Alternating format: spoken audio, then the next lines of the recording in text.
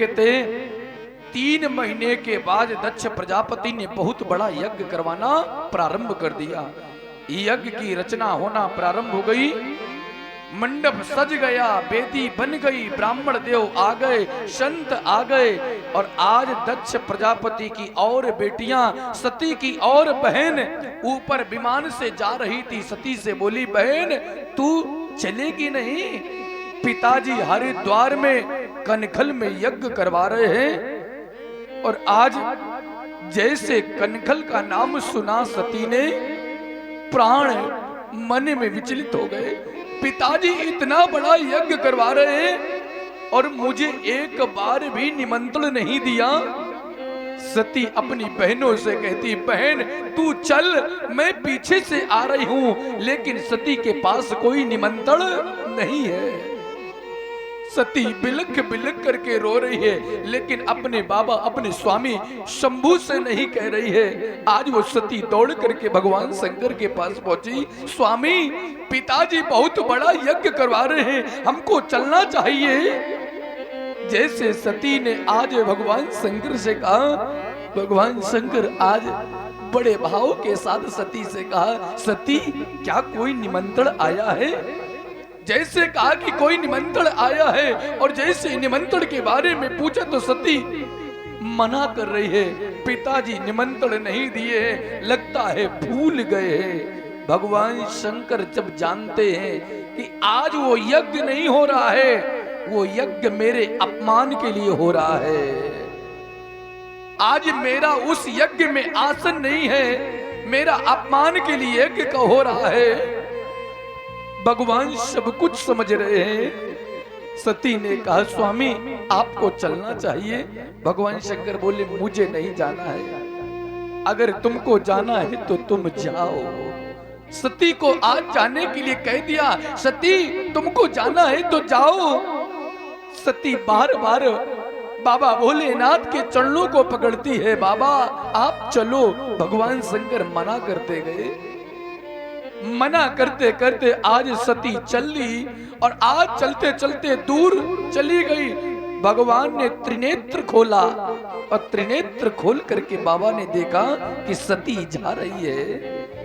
बाबा भोलेनाथ ने मन में विचार कर लिया कि आज अगर इस कैलाश पर्वत को छोड़ करके सती जा रही है तो अब वापस नहीं आएगी।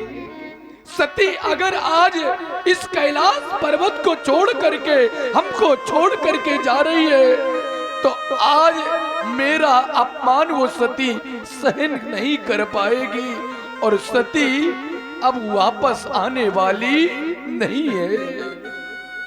सती बिलख बिलख करके रोते रोते चली जा रही है। यही मन में चिंतन कर रही है कि मैं आज उस कैलाश पर्वत से अकेले जा रही हूँ। आज मेरे साथ मेरे स्वामी जाते हैं, लेकिन आज मैं स्वयं अकेले जा रही हूँ।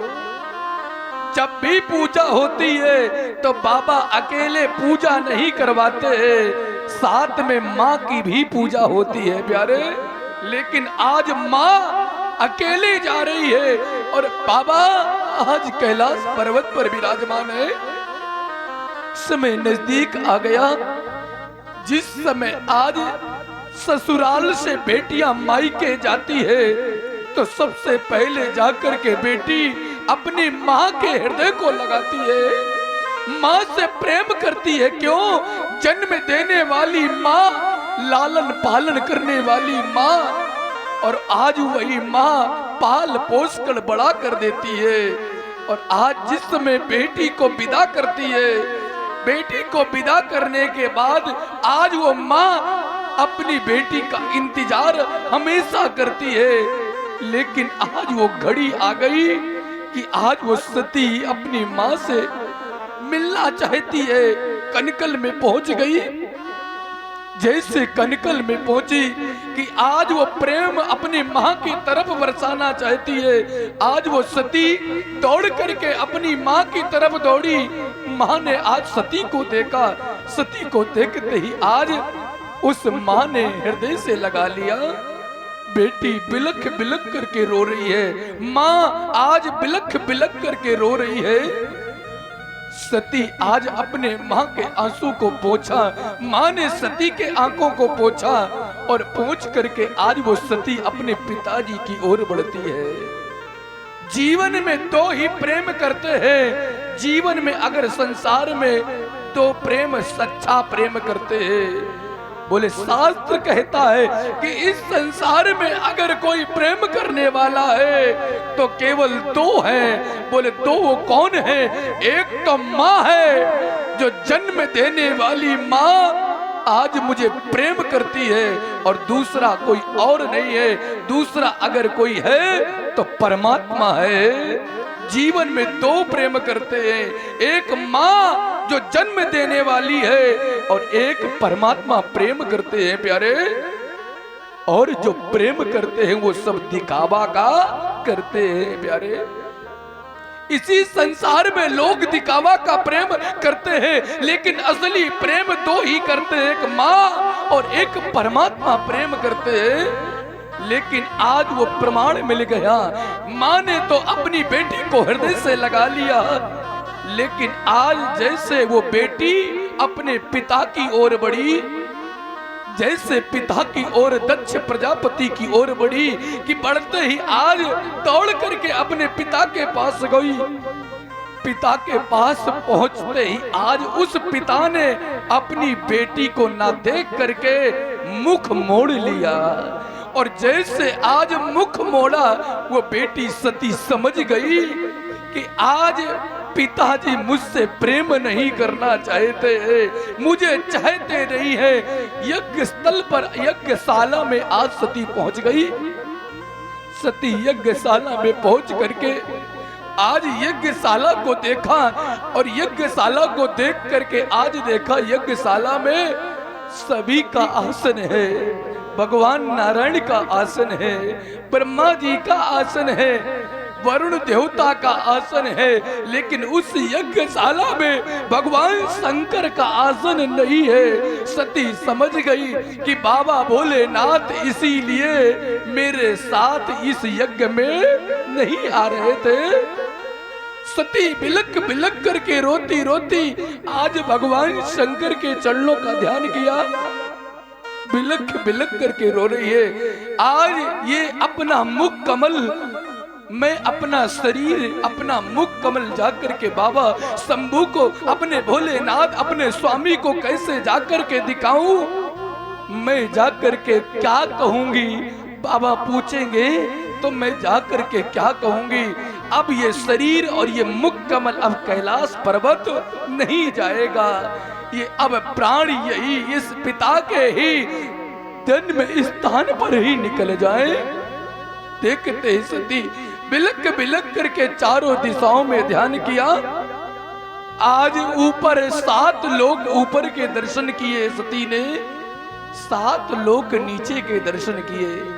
सती ने चारों दिशाओं में दर्शन किए, और दर्शन करने के बाद सती आज देखते देखते अग्नि सी ज्वाला जलते हुए अगुष्ट रूप में सती देखते देखते 7 लोग अतल पितल तुलत तलातल महातल रसातल पाताल तक सती ने देखा, और देखते देखते एक क्षण में सती ने अपने प्राणों को त्याग दिया।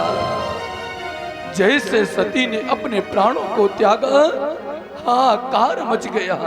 आज नंदी बाबा दौड़ करके बाबा भोलेनाथ के पास पहुंचे। बाबा, माँ ने अपने प्राणों को छोड़ दिया है। जैसे आज बाबा ने सुना, सुनते ही बाबा खड़े हो गए, और खड़े होकर के बाबा को क्रोध आ गया, और बाबा ने आज अपने केस से एक बाल उखाड़ करके पृथ्वी पर पटक दिया। और जैसे पटका महाराज, ते वीर भद्रम ते, आज देखते देखते वीर भद्र प्रकट हो गए।